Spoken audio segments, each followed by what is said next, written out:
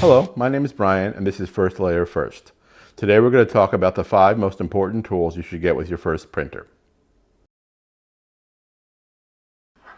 The first item is a deburring tool, and you can use this to get rid of the rough edges after you print. It's much safer than using an X-Acto knife, so you probably won't cut your finger off. The fourth most important item is a set of needles to unclog your nozzle. The third most important item is a scraper to scrape any extra plastic off your bed after you're done printing.